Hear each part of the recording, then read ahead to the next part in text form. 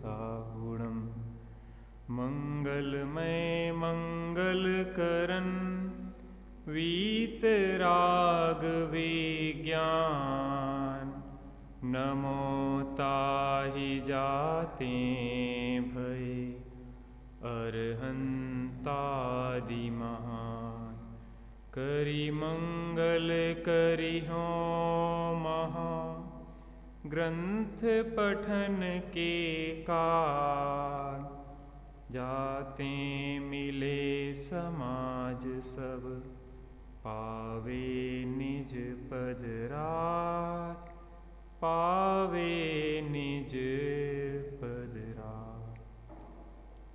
राम कहानी सुनो रे राम कहानी, राम कहानी सुनो रे राम कहानी। सुनत हरस आवे हो, सुनत हरस आवे बीरा की बाणी। राम कहानी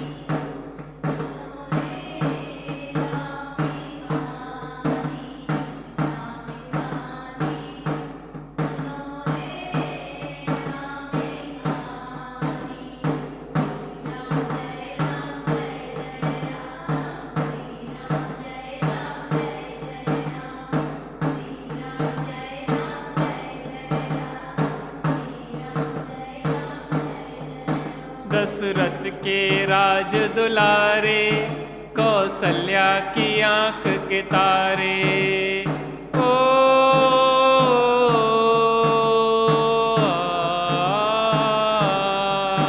दशरथ के राज दुलारे कौशल्या की आंख के तारे। वे सूर्य वंश के सूरज वे रघुकुल के उजियारे।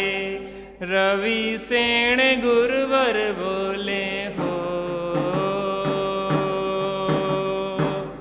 रवि सेन गुरुवर बोले अमृतमयी बाणी। राम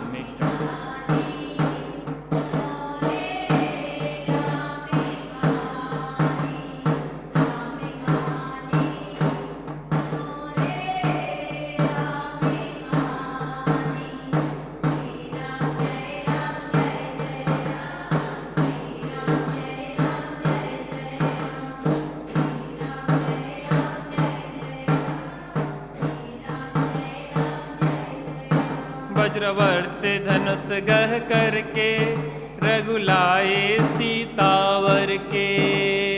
ओ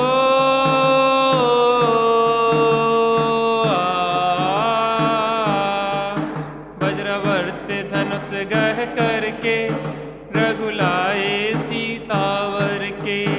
कर त्याग हुए वनवासी पितु की आज्ञा सिर धर के। लखन सियाले संग हो, लखन सियाले संग छोड़ी राजधानी।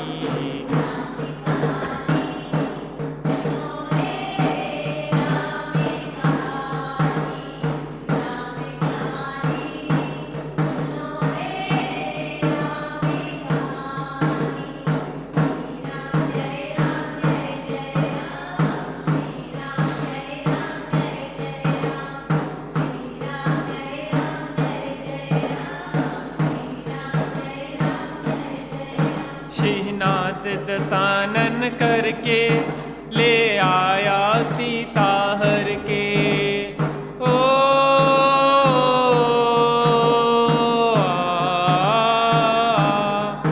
शिहनाद दसानन करके ले आया सीता हर के। रघुवर फिरे बन बन में सीता की रटन को रटते।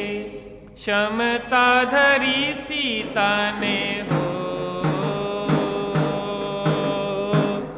समता धरी सीता ने तत्व ज्ञान बल से राम कहानी।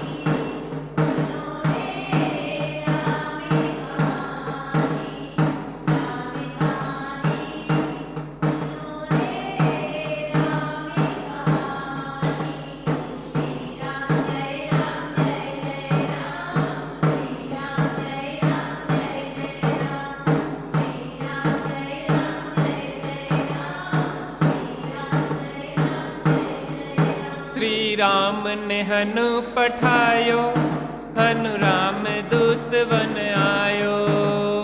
ओ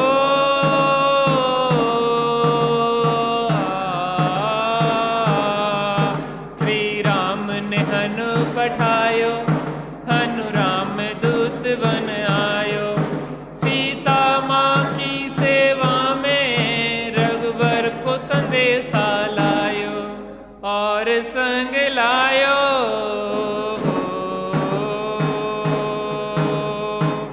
और संग लायो रघु मुद्रिका निशानी।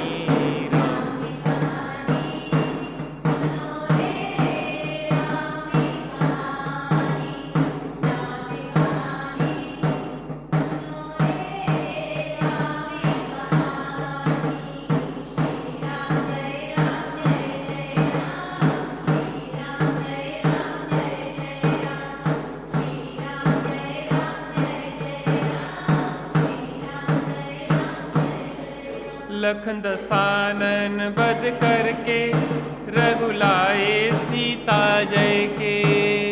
ओ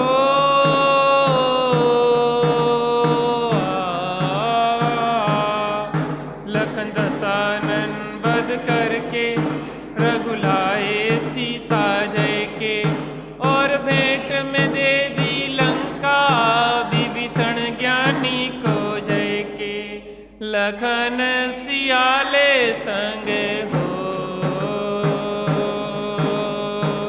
लखन सियाले संग आए राजधानी।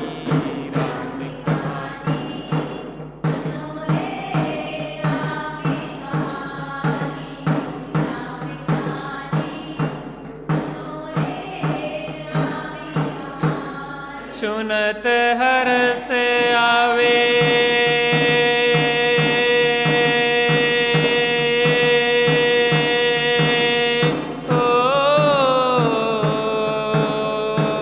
सुनत हर्ष आवे बीरा की वाणी।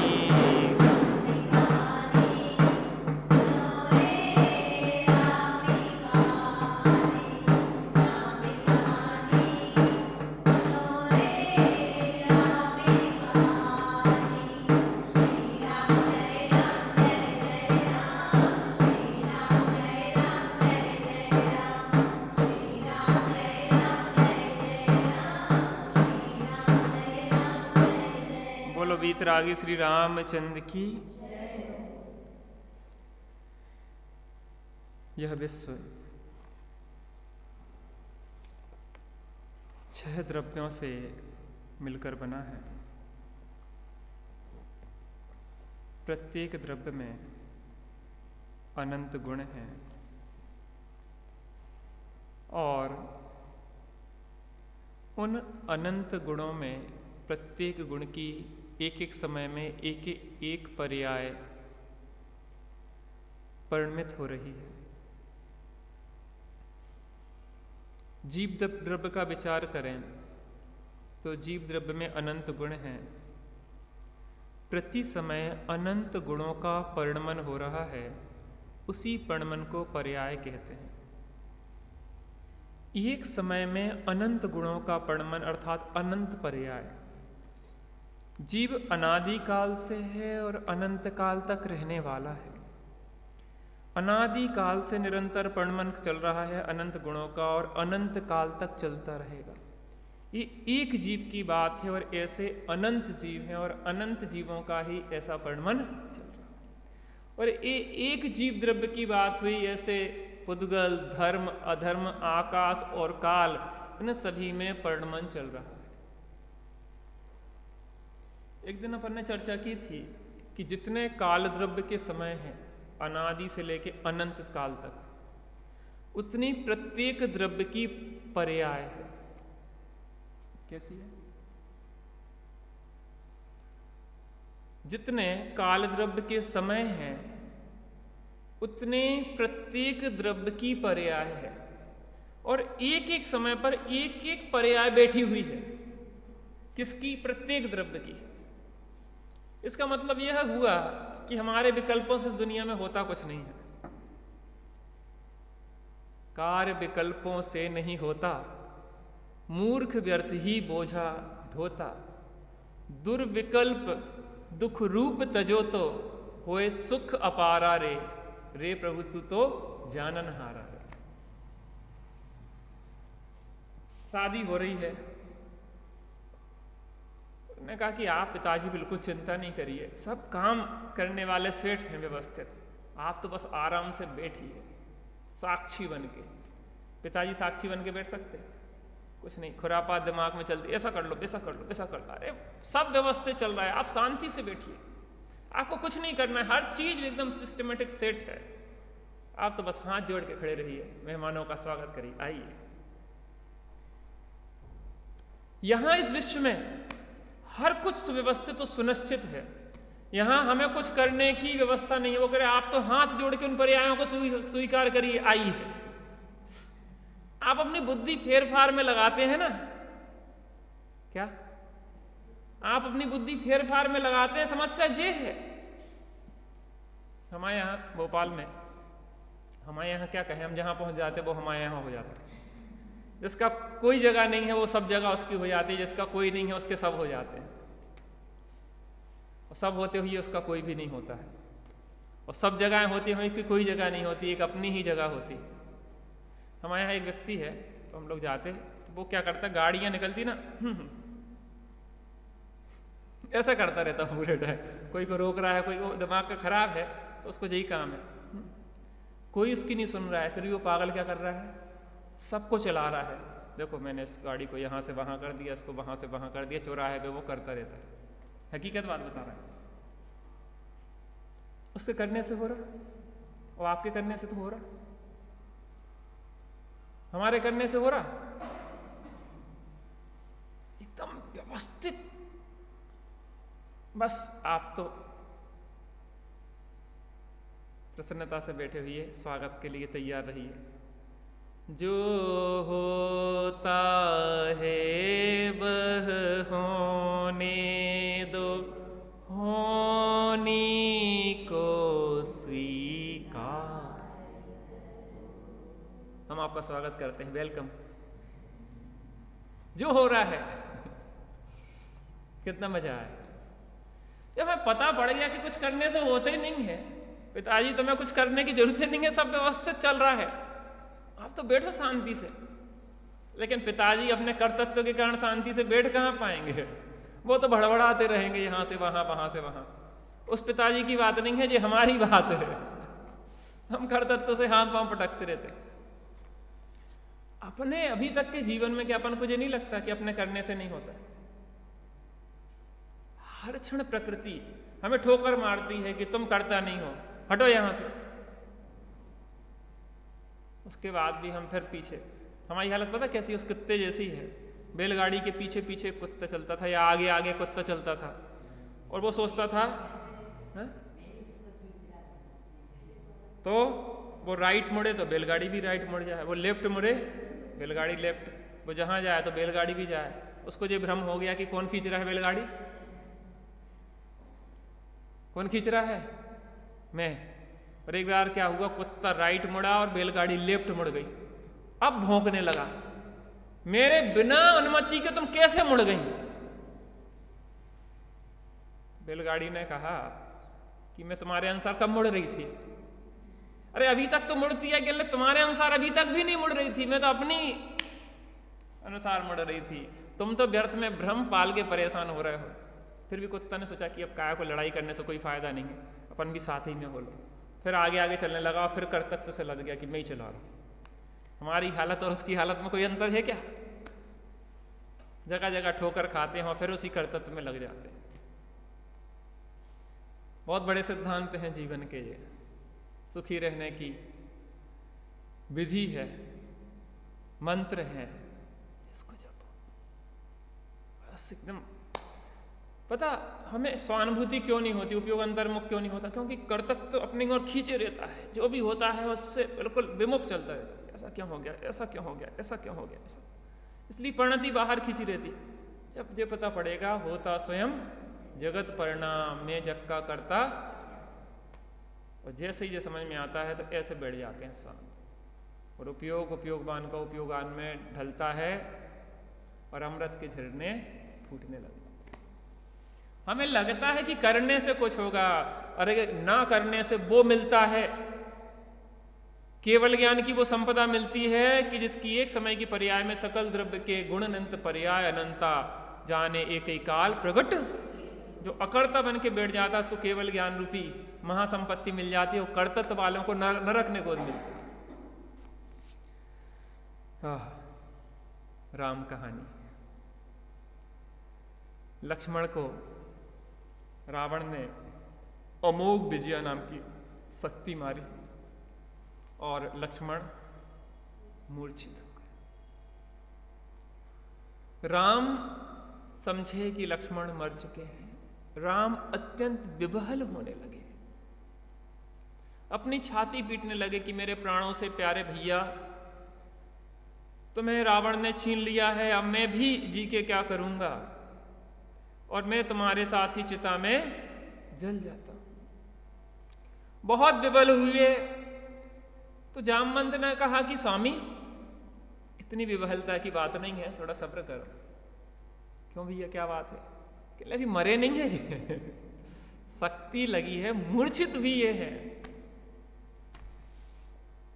थोड़ा सब्र तो रखिए, क्यों घबराते हो? अच्छा, फिर क्या हुआ कि एक व्यक्ति आया, उसका नाम था चंद्र प्रतिम। क्या नाम था? वो चंद्र प्रतिम विद्याधर आया, उसने कहा कि मैं रामचंद्र जी से भेंट करना चाहता हूं। नहीं भैया, रामचंद्र जी अभी बहुत दुखी हैं, अभी कोई मिलने के मूड में नहीं है। कहने मैं इसीलिए मिलने आया हूं कि उनका दुख दूर हो जाए। तो वो रामचंद्र जी के पास गया और उसने बताया कि स्वामी, एक बार क्या हुआ कि मैं युद्ध में घायल हो गया और मुझे चंद्रवा नाम की शक्ति सहस्त्र विजय के पुत्र, बेलाध्यक्ष के पुत्र सहस्त्र विजय ने मुझे वह शक्ति मारी, और जिसके कारण मैं भरत के उद्यान में गिरा। भरत ने मुझे वहां से उठाया और कोई चंदन जैसे जल का छिड़काव किया, जिससे मेरी वह शक्ति निकल गई। मैंने भरत से पूछा कि स्वामी, आपने मेरे ऊपर बहुत उपकार किया है, लेकिन इसका रहस्य बताइए कि आखिर यह है क्या? तो ने कहा कि मेरे मामा द्रोण मेघ है, और मेरे मामा द्रोण मेघ की एक पुत्री है। क्या नाम है उसका? विशल्या। और उसके स्नान के जल में ऐसी रिद्धि है कि अगर उस जल को किसी भी रोगग्रस्त या किसी भी दुखी पीड़ित आदमी पे छिड़क दिया जाए तो उसकी पीड़ा दूर हो जाती है, रोग दूर हो जाते हैं, कष्ट दूर हो जाते हैं। अच्छा, ऐसी बात है। ऐसा लगता कि किसी को एक रोशनी की किरण दिख गई हो। राम घबरा गए थे। अब क्या हुआ, उसकी बात मान के हनुमान, भामंडल और अंगद अयोध्या के लिए विमान से रवाना हो गए। अर्धरात्रि का समय था और अयोध्या पहुंच के इनने भरत को जगाया कि भरत जी, बड़ी समस्या आ गई है, ऐसी ऐसी घटनाएं घटी है कि सीता का हरण हो गया है, रावण से युद्ध चल रहा है, और वहां पे आपके भाई लक्ष्मण को शक्ति लग गई है, अमोघ विजया, इसके कारण से वह मूर्छित हैं। और हमने सुना है कि आपके यहाँ कोई ऐसी कन्या है, आपकी मामा की पुत्री, कि जो उसके जल में, स्नान के जल में इस प्रकार की सामर्थ्य है कि वह रोग आदि को दूर कर देती है। ये बात तो सही है। जैसे ही भरत ने यह सुना तैसे ही उनने रणभेरी वो डंका बजा दिया युद्ध का। आधी रात को सब सैनिक भागे आए, किसी से कोई युद्ध में किसी ने चढ़ाई कर दी क्या? तो हनुमान ने समझाया कि आप कर क्या रहे? कहने हम चल रहे हैं ना अभी युद्ध के लिए। कहने आपकी सेना की जरूरत नहीं है, बहुत दूर है वो, वहां पे लंका तक पहुंच पाना आपकी सेना का बस के नहीं है। आप तो इतना सा काम कर दो, कष्ट क्या कष्ट कर दो, विसल्या के द्वारा स्नान किया हुआ जल दे दो। कहले जल काय की बात कर रहे, विसल्या ही को ले जाओ। और 1000 और कन्याओं को भी साथ में भेज दिया। तो वहां पे अर्धरात्रि को ही वो विसल्या और उन 1000 कन्याओं को लेके विमान से वहां पहुंच गए। जैसे जैसे विसल्या नजदीक आती जा रही थी और लक्ष्मण की मूर्छा घटती जा रही थी, और जैसे ही विसल्या वहां पहुंची और रामचंद्र जी को प्रणाम किया विनय आदि करके, और लक्ष्मण काफी कुछ ठीक हो गए थे, लेकिन उसके बाद विसल्या ने उनके ऊपर चंदन का लेप किया, जो जल आदि था ना उसका लेप किया पूरे शरीर पे। और जो 1000 और कन्याएं थी उनने जो सैनिक आदि थे, हाथी थे, घोड़े थे, इनके ऊपर भी लेप किया, तो वो भी बिल्कुल सही हो गए। इनके यहाँ जो बंदी थे, कौन? रामचंद्र जी के यहाँ जो बंदी थे कुंभकर्ण, इंद्रजीत और मेघनाथ, वो भी घायल थे, तो उनका भी उपचार करा गया, तो वो भी स्वस्थ हो गए। देखो ये होते हैं महापुरुष की जो अपना अपकार करते हैं, उनका भी उपकार करते हैं। और जैसे ही लक्ष्मण पे लेप किया और जैसे ही स्वस्थ हुई तो एकदम खड़े होकर, कहाँ है वो रावण? मैं अभी देखता हूँ उसको। जैसे कोई देव उत्पात सैया से उठ के बैठ जाता है, वैसे ही वो बैठ गए और एकदम तुम शांति रखो भैया, तुम बच गए, बड़ी बात है, अभी युद्ध नहीं चल रहा है, अभी तुम मूर्छित हो गए थे और तुम्हें अमोघ विजय शक्ति लगी थी, और इस कन्या के प्रभाव से तुम स्वस्थ हो गए हो। और वो सामने कन्या खड़ी थी, क्या नाम था उसका? अब देखते हैं क्या होता है। वीतरागी देव तुम्हारे, जैसा जग में देव कहाँ। वीतरागी देव तुम्हारे, जैसा जग में देव कहाँ। मार्ग बताया है जो जग को, कह न सके कोई और यहाँ। वीतरागी देव तुम्हारे, जैसा जग में। पृष्ठ क्रमांक 211 और छंद क्रमांक 14। नाथ विसल्या स्नान नीर सींचा जा, पवित्र निर्विवाद भगवान कृपा से, अच्छा हो सकता सो में। उस नर के कथनानुसार भट गए द्रोण मुख नृप के गे। बिठा विसल्या को विमान में, ले आए सत्वरस। भूप द्रोण मुख सुता विसल्या, करती ज्यों ज्यों कटक प्रवेश।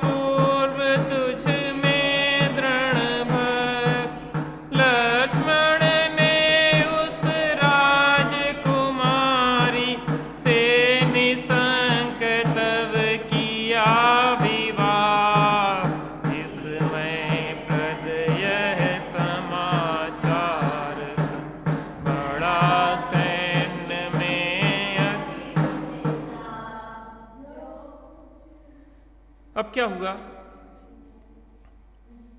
कि लक्ष्मण स्वस्थ हुए। उसने कहा वो परदारा का तस्कर कहाँ है जो हमारी माता सीता को हरण कर ले गया था। तो राम ने समझाया कि भाई अभी तुम युद्ध में नहीं हो, और यह कन्या जो खड़ी है सामने, क्या नाम है? विशल्या। इसके कारण जो तुम्हें शक्ति लगी थी अमोघ विजया, और इसके प्रभाव से वह दूर हुई है। और जैसे ही लक्ष्मण ने किसको देखा? विशल्या को, तैसे ही विशल्या पे वो मोहित। संसार की विचित्रताएं। सुख दुख दोनों रहते इसमें, जीवन है वो गाँव। कभी धूप तो कभी छाँव, कभी धूप तो कभी छाँव। ऊपर वाला पासा फेंके, नीचे चलते गाँव। कभी धूप तो कभी छाँव, कभी धूप तो कभी छाँव। कर्म का उदय बदलता रहता है और स्थितियां भी बदलती रहती हैं। और जैसे ही उन दोनों ने आपस में एक दूसरे को देखा, प्रीति हो गई, और उसी समय विद्याधर आदि थे, उनने बहुत बड़ा विवाह मंडप रचा। विद्याओं में क्या सामर्थ्य नहीं है, आप उतनी उठापटक नहीं करना पड़ती थी पहले। उन्होंने तो विद्याओं से फटाफट 5 मिनट में रचा और भव्य विवाह, शुभ विवाह संपन्न हो गया। क्या?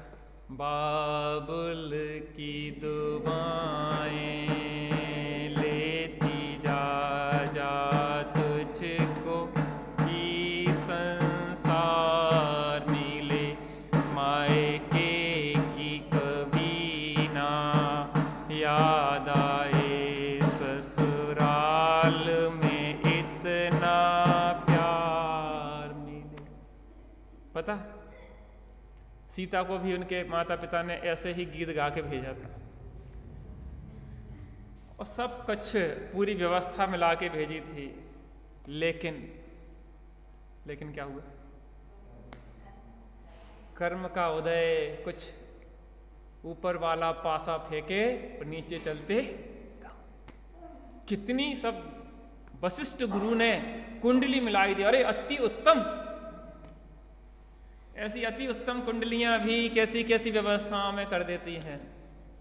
इसलिए हम ये नहीं समझें कि हमने तो बहुत अच्छे घर में शादी कर दी है, बहुत अच्छा व्यवस्थित कर दिया है, सब बढ़िया है, लेकिन कर्म का उदय कुछ और लिखा रहता है। तू लाख करे चतुराई रे, कर्म का लेख मिटे नारे भाई। कितनी ही चतुराई करो, लेकिन कर्म का लेख कुछ और ही लिखा होता है। इसलिए हमें हर स्थिति के लिए तैयार रहना चाहिए। माता पिता तो सब प्रकार से अच्छी तरह से प्रयास करते हैं कि अच्छी से अच्छी जगह विवाह हो, लेकिन तत्व ज्ञान यही असली चीज है जो पुत्रियों को देने लायक है।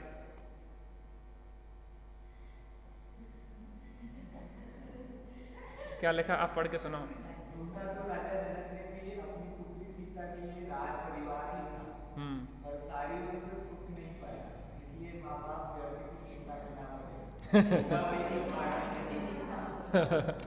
भैया ने भी अच्छी सूक्ति निकाली कि राजा जनक ने भी खोजा तो बहुत अच्छी तरह से था, लेकिन पूरे जीवन सीता ने सुख नहीं पाया, इसलिए माता पिता चिंता नहीं करे। पता, कोड़ी से विवाह हुआ था, क्या नाम था? मैना सुंदरी। पिता ने खोजा तो सबसे खराब था। जी आप सोचो, दो चीजें विपरीत है। सीता के लिए किसने खोजा था? जनक ने सीता के लिए बहुत अच्छा खोजा था, लेकिन उसके बाद भी हुआ तकलीफ, दुख, परेशानी, पीड़ा। और वहां पे किसके लिए खोजा था? मैना सुंदरी के लिए। पिता का नाम क्या था? मैना सुंदरी के पिता महीपाल, महीपाल ने उसने कहा जी ये बड़ी भाग्य वाली आ गई, जो हमारी भाग्य में होगा उसे जो होगा। उन्होंने कहा हो कोई ढूंढो भाग्य वाला।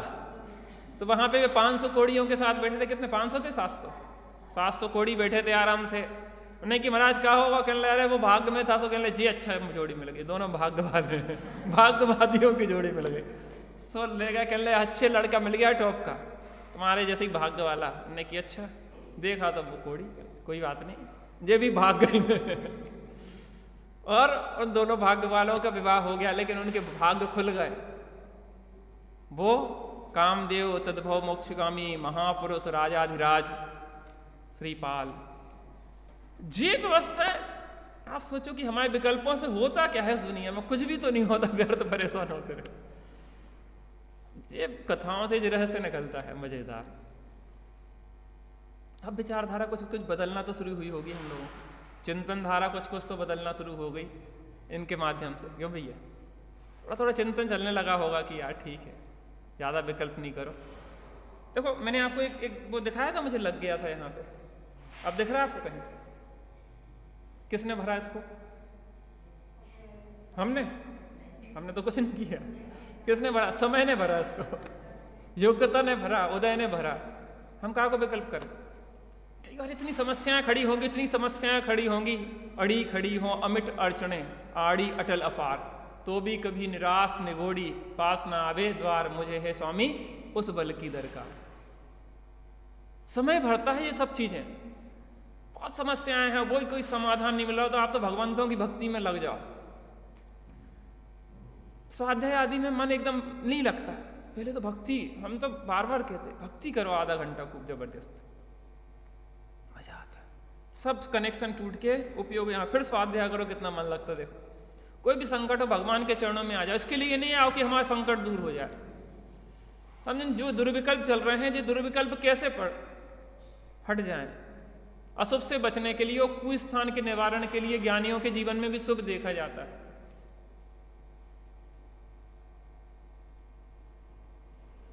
बहुत सामर्थ्य भैया, भावों से ही तो सब है। हमारे भाव सुधरे, उदय सुधर जाएगा। भावों से ही तो उदय की कनेक्शन है। जब तक पुराना चलता रहेगा तब तक वो चलती रहेगी श्रृंखला। और जैसे ही हमारे भाव बदले, नया कर्म आना शुरू हुआ, और बस उदय बदलना शुरू हो जाएगा। सीता का उदय बदल गया, पृथ्वीमती माता जी के पास दीक्षा ले ली, जीवन आनंदमय हो गया। आगे जाके स्वर्ग आदि मिले, आगे जाके भगवान बन जाएंगे। जीवन को बदलने में क्या देर लगती है? बस हम अपने परिणाम की संभाल रखें। चलिए अब यहां पे क्या हुआ कि सब बिल्कुल प्रसन्न हो गए, सब आनंदित हो गए, सब झूमने लगे और सेना का मनोबल बढ़ गया। अरे हमारे पास अब बहुत सामर्थ्य हो गई, अब तो रावण की हार बिल्कुल निश्चित समझो। अब यहां रावण भी चिंतित हो गया, थोड़ा विचार करने लगा। अब क्या होता है? साधना के रास्ते आत्मा के वास्ते चल रे राही चल, चल रे राही चल। मुक्ति की मंजिल मिले, शांति की सरसिज खिले, चल रे राही चल, चल रे राही चल। कौन है अपना यहाँ, किसको पराया हम कहें? कौन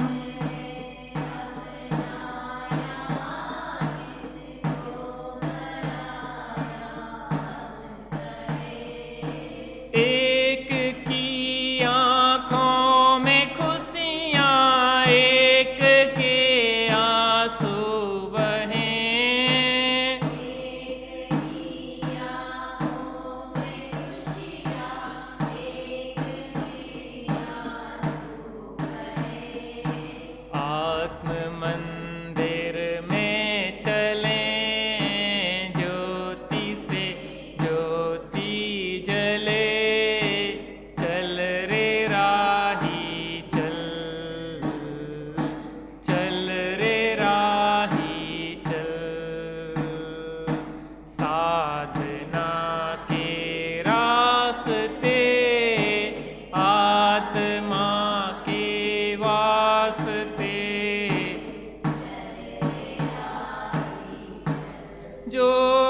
कुछ हुआ वृत्तांत यह 10 शीस सब सुनता हुआ ब्याही विसल्या शत्रु ने इससे हमारा क्या हुआ विश्रांति पाऊंगा जगत में शत्रुओं को पीस कर मंत्रणा तब ही सचिव आए निकट 10 शीस। रावण कहने लगे तो क्या हो गया? सूचना जैसे ही दी कि विशल्या आई थी और विशल्या से लक्ष्मण स्वस्थ हो गए हैं और सब समस्त सेना को स्वस्थ कर लिया है, उनकी जो सेना के घोड़े आदि थे वो तक सही हो गए हैं और भव्य विवाह हो गया है और ऐसा हुआ है वैसा हुआ है। रावण कहने इसमें क्या हो गया? कौन सी बड़ी बात है? जो हटी होते हैं वो अपनी बात पे दोनते रहते हैं। हमारे यहाँ कहते हैं कि लबरा बड़ा की दोंदा, नहीं जानते? लबरा बड़ा की दोंदा, लबरा माने होता है झूठ बोलने वाला बुंदेलखंडी में, और दोंदा माने होता है दोंदने वाला। दोंदने माने अपनी जो बात कह दी उसी को दोंदता रहेगा, हम जो कह रहे हैं वो सही है, दोंदा कहलाता हूं मैं। तो लबरे से बड़ा होता है दोंदा, झूठ बोलने से बड़ा भी दोंदा। हम माने तब तो, हम माने तब तो, हम माने तब तो, हमें मानने नहीं है तुम्हारी बात। तुम कहो कि नहीं नहीं दिन है, वो कह कि रात है, नहीं रात है। अब वो तुम के दिन है, अब तुम कब तक कहते रहो कि दिन है, लेकिन वो तो मानने को तैयार हो तब तो वो ऐसा होता। तो अब रावण तो ऐसा है, लबरा भी और धोंधा भी है, दोनों तो अवगुण है उसमें। तो अब क्या हुआ? जैसे ही सुना दशानन ने तो क्या हो गया? कहने लगे विशल्या से विवाह हो गया, सो क्या हो गया? लक्ष्मण ठीक हो गए तो क्या हो गया? मैं अभी इसको विश्रांति पाके ऐसे पीस डालूंगा सबको। महाराज ऐसे ऐसे कुछ वो मिट्टी है वो पीस डालोगे तुम? थोड़ा विचार करो। और समस्त मंत्रियों ने मंत्रणा करके रावण के पास आए। क्या मंत्रणा की? हे देव हम पर सर्वधा की भांति हो लोक का हित सर्वथा वह बात कुछ सुन लीजिए। श्री राम लक्ष्मण को हुई है प्राप्त विद्याएं अहो निष्फल गई निज शक्ति देवी कन्याएं अहो भाई तथा सुत भी पड़े हैं शत्रु कारागार में। जीना कठिन उनका समझिए आप अब संसार में।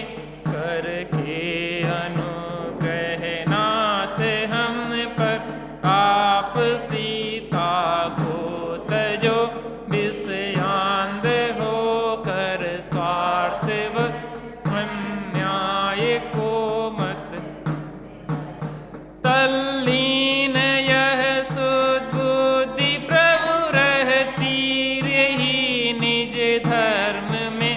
किस पाप के परिणाम बस प्रेरित हुई दुष्कर्म में।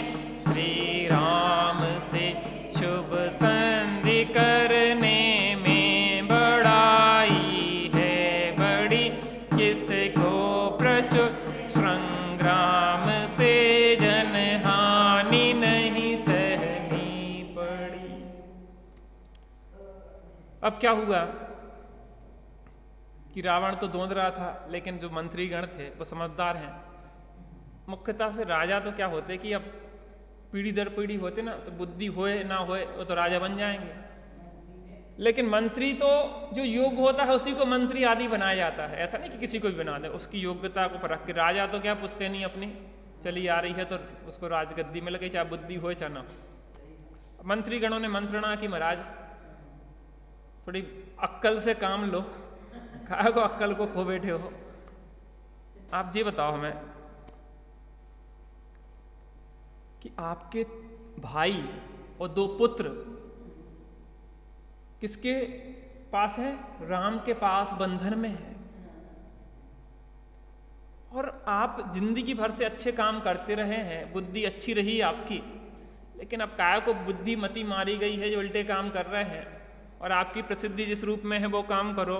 जो सीता को हरण करके आपने जो एक काम गलत किया है उसका सुधार भी अभी हो सकता है। ये काम करो, राम बहुत अच्छे हैं, बहुत नीतिज्ञ हैं, बहुत दयालु हैं।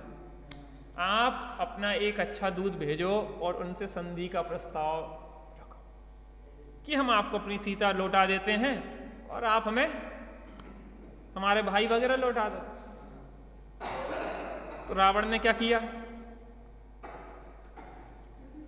श्री राम संधि दूत को तब भेजना निश्चित किया, संकेत से लंकेश से सब भाव निज बतला दिया। वह दूर फिर हो के विदा तत्काल ही आया वहाँ विद्याधरों के।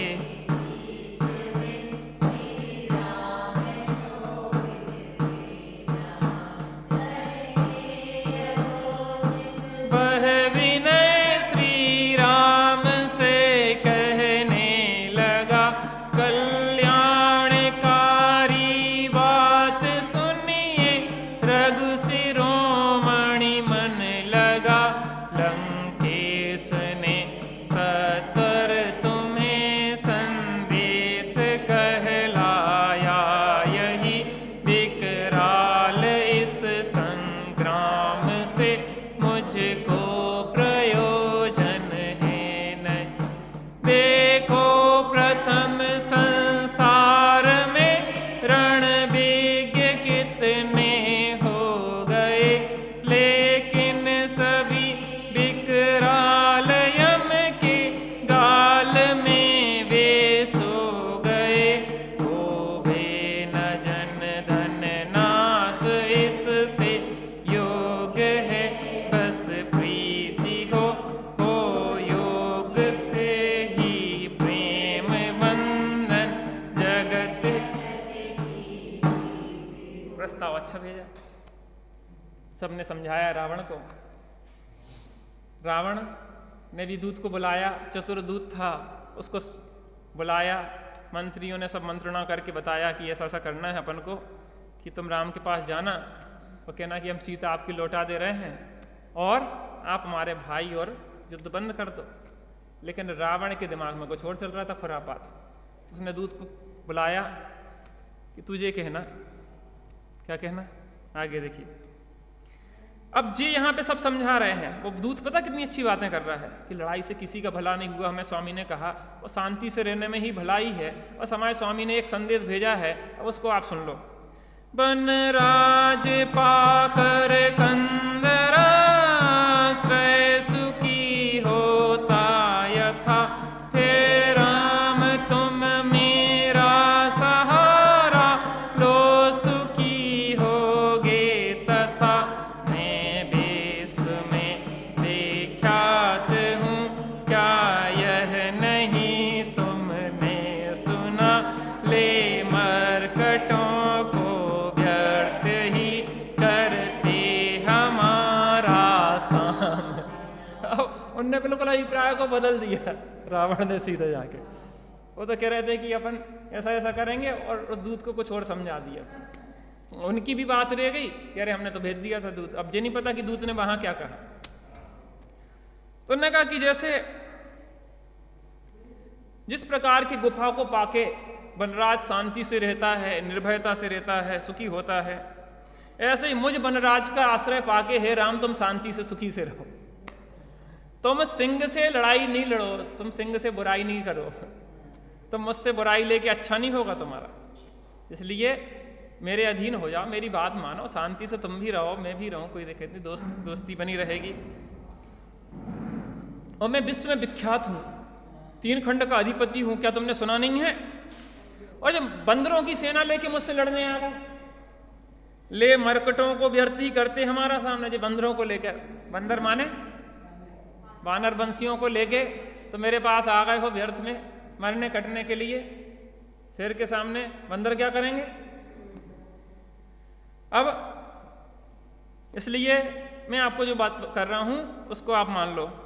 वह इंद्र सामानी रहा था इंद्र कारागार में, विख्यात है मेरा पराक्रम सर्वदा संसार में। मुझको न कुछ भी चाहिए प्रिय जान की ही दो हमें, देकर बहुत सारा माला माल कर देंगे। कौन कह रहा है?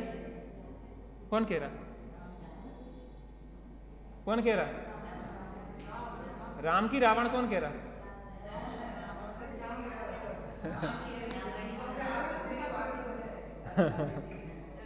जो रावण कह रहा है कि रामचंद्र जी तुम मेरा आश्रय पालो, मैं आधी लंका का साम्राज्य तुम्हें दे दूंगा और सब व्यवस्थाएं। नहीं आ रहा? देख लो फिर। तो क्या कह रहा रावण कि शेर का आश्रय पाके जैसे सब वन के जीव जंतु सुखी रहते हैं, शांति से रहते हैं, तुम एक काम करो, मेरे आश्रय से सुख से रहो। बस एक बात करो कि सीता मुझे दे दो, बाकी आधी लंका का साम्राज्य मैं तुम्हें देता हूं और जो तुम्हें चाहिए वो देता हूं। बस तुम क्या करो, सीता मुझे दे दो। प्रस्ताव भेजा दो, क्या भेजा उसने भी। ऐसा करोगे यदि न तुम सबको छुड़ा लूंगा सही, पश्चात रहने के लिए भी गेह तक दूंगा नहीं। बोले तभी श्री राम नहीं धन राज्य की कुछ चाह है, हम हैं विपिन में ही सुखी, निज जान की चाह। दूसरे कहा राम ने कि मुझे और कोई चाह नहीं है, मुझे राज साम्राज्य नहीं चाहिए, मुझे लंका नहीं चाहिए, मुझे वैभव नहीं चाहिए, धन नहीं चाहिए, कुछ भी नहीं चाहिए, मुझे तो मेरी जानकी दे दो।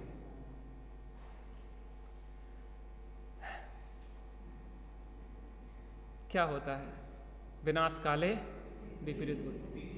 नहीं, बिल्कुल दिख रहा है स्पष्ट कि हमारा भाई भी बंधन में है, उनके पुत्र भी दोनों बंधन में हैं और सब प्रकार से सेना भी, मंत्रीगण भी चिंतित हैं और हार होने वाली है, सब होने वाली है, लेकिन विषय वासना है। उस रावण की बात ही नहीं है, इस रावण की भी बात है। वो रावण की तो वो चली गई, वो तो हो गई, वो तीर्थंकर होने वाला है। हम अपने अंदर अगर झांकें बहुत गहराई से अपने परिणामों को, पता एक व्यक्ति भी ऐसा नहीं मिला कि जो पूरे समर्पण से ये कहे कि हमें तो आत्मा का अनुभव करना है। लोक में डॉक्टर के पास हम जाते हैं और पूरा छोड़ देते हैं। आजकल वो फिजियोथेरेपिस्ट वगैरह होते हैं ना, एक्सरसाइज करवाते कि ऐसे कर दो गर्दन, ऐसा उठा पटक के, आड़ा तिरछा मोड़ माड़ के सब सीधा। आप उसको पूरा शरीर सौंप देते हो कि जैसा चाहे मोड़ो, जैसा चाहे करो, गर्दन लचकाओ कि हाथ लचकाओ कि पाँव, सब करो। यहाँ पे ज्ञानियों के पास हम छोड़ते नहीं अपने को।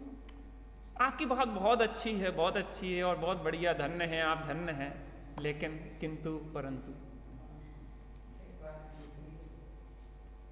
सही बता रहे हैं।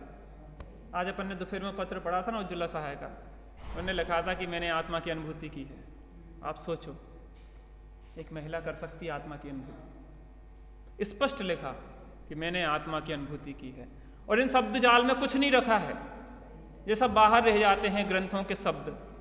एक क्षण की अनुभूति समस्त भाव के दुखों का अभाव करने के प्रारंभ शुरू कर देती है। ज्ञानी डंके की चोट पे कहते हैं कि मुझे आत्मा का अनुभव हुआ है। वो अहंकार के लिए नहीं कहते हैं, वो दूसरों का उत्साह बढ़ाने के लिए कहते हैं कि हाँ तुम में भी कोई कमी नहीं है। जब एक स्त्री कर सकती है तो दूसरी स्त्री भी कर सकती है, जब स्त्रियां कर सकती हैं तो पुरुष भी कर सकते हैं। अरे स्त्री पुरुष क्या, नपुंसक भी आत्मा की अनुभूति कर सकते हैं। और तीनों भाव वेदों से तो मोक्ष होता है। कैसी बात कर रहे हैं? द्रव्य वेद नहीं, द्रव्य तो पुरुष वेद होना चाहिए, लेकिन तीनों भाव वेदों से कौन किस वेद से श्रेणी चढ़ा है, जिनागम में ये बताया जाता है। एक व्यक्ति भी ऐसा नहीं मिलता है कि जो कहे कि हम तैयार हैं पूरी तरीके से। अंत में पता है कि अंत जे होने वाला है, अंत जे होने वाला है पता है, उसके बाद भी हम उसी में लगे रहते हैं, संसार का सुधार ही करते रहेंगे। श्रीमद जी ने कहा है कि संसार का कितना ही सुधार किया जाए, कुटुंब रूपी काजल की कोठरी में जितना एकांत वास में कर्मों का क्षय होता है, उसका शतांश भी कुटुंब रूपी काजल की कोठरी में संभव नहीं है। शतांश 100वां हिस्सा भी संभव नहीं। कदाचित इसमें भी अगर थोड़ा कल्याण करना चाहते हो, नवीन भैया ऊपर त्यागी साहब के लिए बाकी तो अल्पहासी हो, फालतू की हंसी मजाक में समय खराब नहीं करो। अल्पभाषी हो, फालतू व्यर्थ की बकवास में समय खराब नहीं करो। अल्पहासी हो, अल्पभाषी हो, अल्प परिचयी हो। हमारी आदत है इससे परिचय बढ़ाएंगे, उससे परिचय बढ़ाएंगे, इससे जे नंबर, इसका फोन, जे वो, व्यर्थ फालतू में समय खराब। अल्पहासी हो, अल्पभाषी हो, अल्प परिचयी हो, अल्प सत्कारी हो। सत्कार करना चाहिए लेकिन अति सत्कार में नहीं उलझना चाहिए। अल्प भावना बताने वाला हो, किसी को भी अपनी भावना ना उड़न दो बिल्कुल, बाद में वो दुरुपयोग कर लेगा। और ऐसी अनेक चीजें उन्होंने बताई, अगर इनका प्रयोग करें तो घर गृहस्थी के बीच में भी कल्याण संभव है। अभी एक जन त्यागी साहब के पास बैठे थे, अरे महाराज आपकी बात अलग है, हम तो जब छोड़ देंगे तब होगा आत्मा का अनुभव।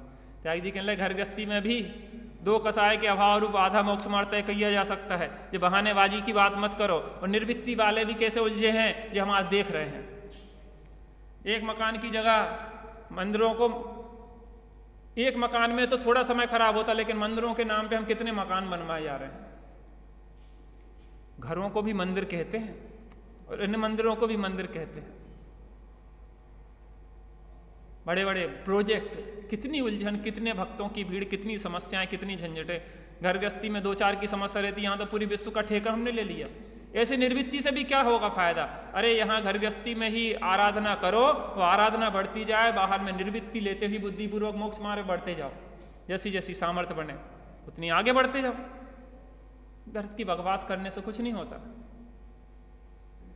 आज भी भेदाभेद रत्नत्रय की साधना करने वाले चतुर्विध संघ आज भी इस पंचम काल के अंत तक रहेंगे, और हम में वो सामर्थ्य है कि हम आत्मा की अनुभूति कर सकते हैं। मुझे चूंकि ध्यान का बहुत रस रहता है, तो मैं एक बार ध्यान शिविर में गया। इंदौर की गोमट गिरी पे एक ध्यान शिविर लगा था जीतू भाई का। जीतू भाई ध्यान शिविर लगाते, मौन ध्यान शिविर होता वो।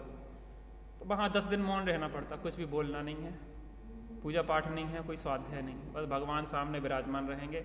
वो गाथाएं वगैरह बोलेंगे, 3 टाइम वो 4 टाइम ध्यान करवाएंगे, 5-7 घंटे का वही प्रक्रिया रहती। किसी से बोलने, शांति से अपने अनुभव के लिए एक प्रक्रिया बनाई जाती। 10 दिन हुए ध्यान शिविर में, लोगों ने समय दिया।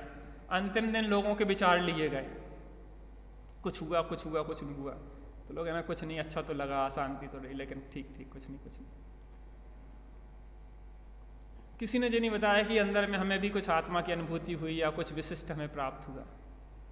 पता हमारी हालत उस जैसी है, वो चींटी जो दाढ़ में नमक की डली फंसा के और शक्कर के ऊपर घूमती रहती है, मिठाइयों के ऊपर घूमती रहती है। हम अंदर में वो मोबाइल साथ में लिए रहेंगे और शिखर जी चले जाएंगे यात्रा करने, वहीं पे शिखर जी में पूरी दुकानदारी चलती रहेगी। ऐसी दुकानदारी वालों को काम नहीं होता।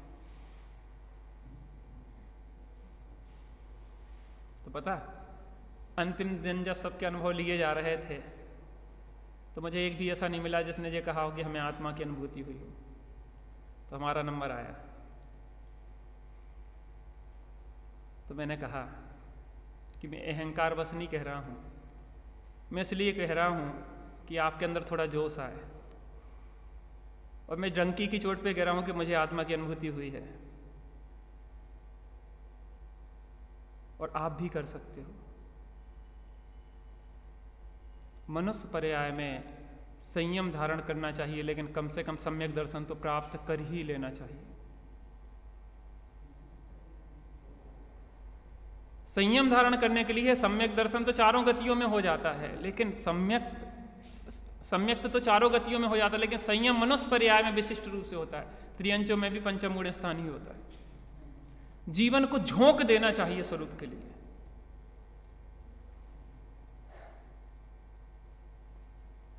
जैसे कि सोगानी जी ने कहा था, या तो विकल्प टूटे या शरीर छूटे।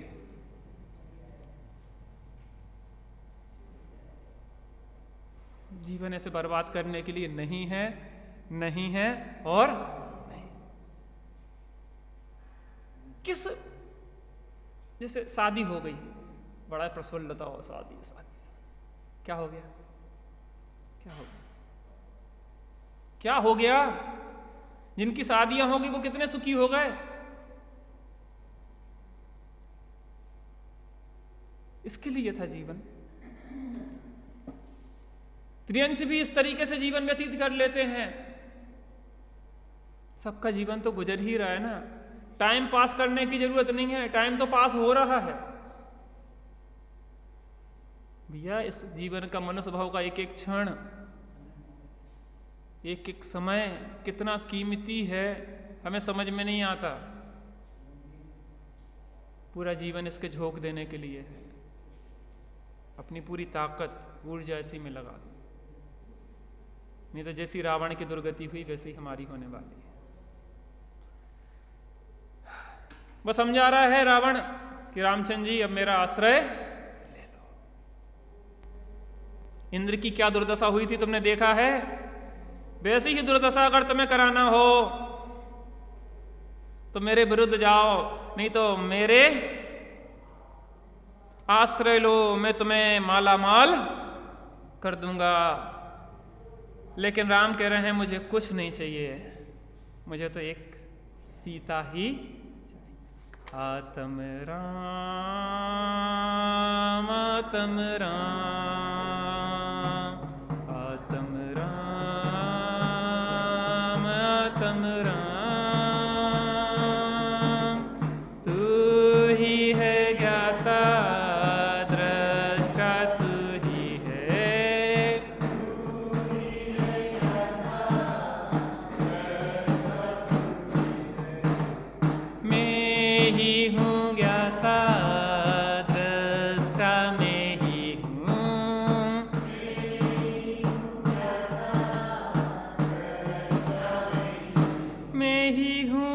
सुख निधान। आत्म राम आत्म राम,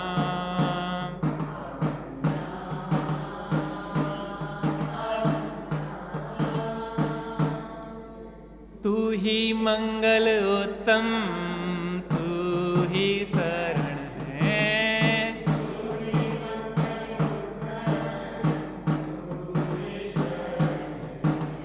मैं ही मंगल उत्तम, मैं ही शरण हूँ।